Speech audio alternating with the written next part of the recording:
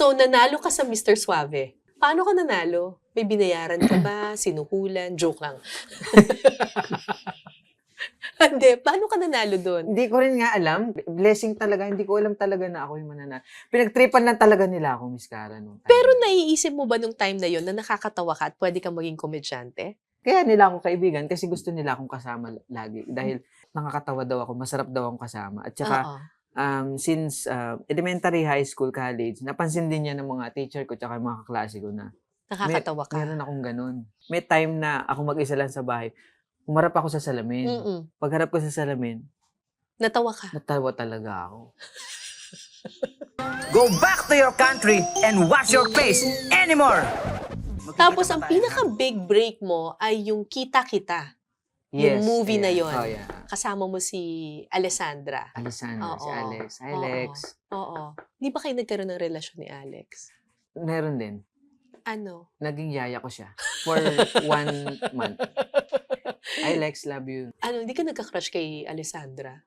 Hindi. Ah, hindi. Sa nanay niya.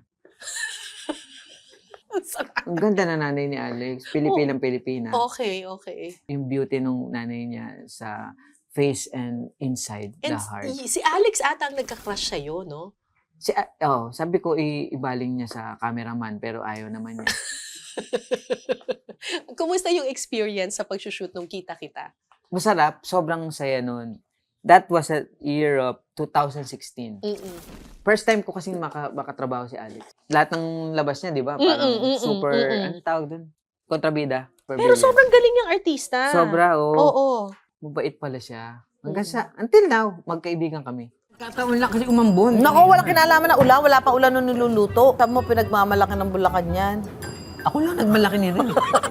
At ngayon, ang dami mo ng proyekto, ang dami. May libro ka pa, di ba? Yes. Oo.